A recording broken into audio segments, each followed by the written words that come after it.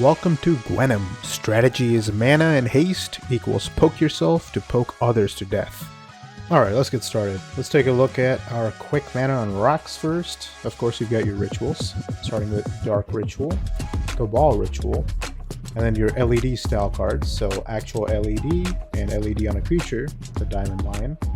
And then classic fast mana, Mana Vault, and Grim Monolith. Culling the Weak, because why not? There's a lot of 0-drops in here. And then of course Crystal Vein to crack for 2. Next up is going to be our haste enablers, so classic Lightning Greaves. A Lava Spur Boots, because it gives her Ward 1 as well. And in case you wanted a kick-flipping Gwenom, you've got Skateboard. And then of course, Hall the Bandit Lord, classic land that comes in tapped. It sucks a little bit, because you also have to pay 3 life, but it does give you a hasty Gwenom. Now, since we're in black, the best color for tutors, you've got the best tutors. D Tutor, Vamp Tutor, Imp Seal, so very similar effects. Wishclaw Talisman, of course don't be doing this if you're not going to push on your turn. Beseech the Mirror, beautiful, you can cast something for free, getting rid of a rock or 2. Liliana Vest, one of my favorite planeswalkers, whose -2 ability basically is an Imp Seal. Profane Tutor, because there is no cast cost if you're doing it off the top of your deck. Scheming Symmetry, which is once again just another Imp Seal, but you are letting somebody else also tutor, so be careful. Cruel Tutor, with the worst art I've ever seen from Avatar. Another Vamp Tutor, basically Imp Tutor. Dark Petition is interesting, because you very likely have a few things in your grave. It also gives you some mana back. And then you've got your rock finders, so Tezzeret can find you both LED as well as Mana Vault, as well as Sensei's Divining Top if you're that far ahead. Moonsilver Key almost exclusively finds you Mana Vault or LED. And then Insidious Dreams is one of my favorite tutors in the deck, because you discard cards as an additional cost, and if you manage to discard 2 or 3, you can go put up your win cons on the top of your deck.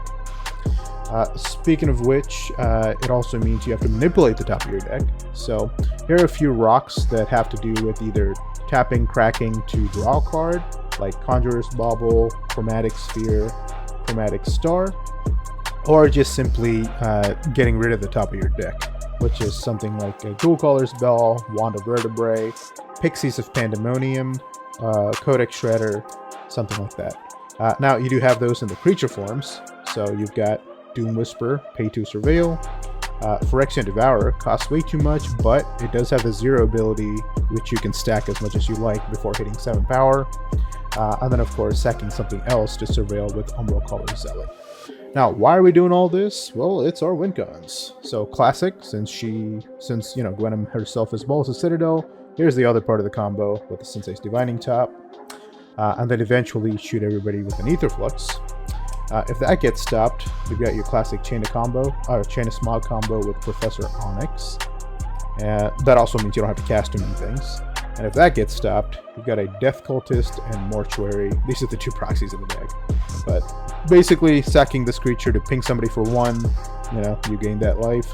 And then Mortuary puts Death Cultist right back on top of your deck. So basically, you're netting even. Because somebody loses life, you gain a life, but then you pay a life to pay for Death Cultist.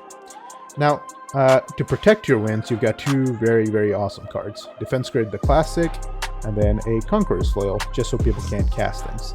Usually with something like that, Insidious Dreams, I would go find a Defense Grid as part of the combo.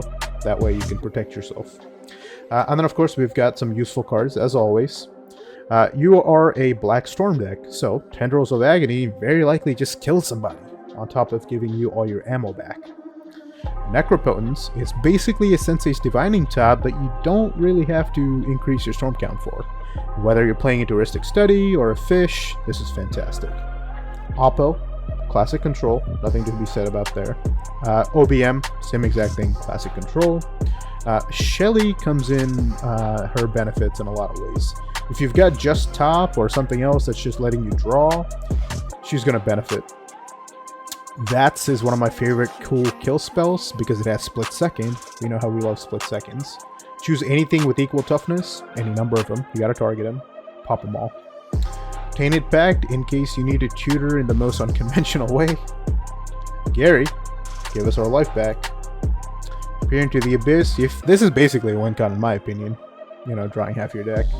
And then if all else fails, you grasp somebody else's shit. Thanks for taking a quick look at Gwenom with me. Peace.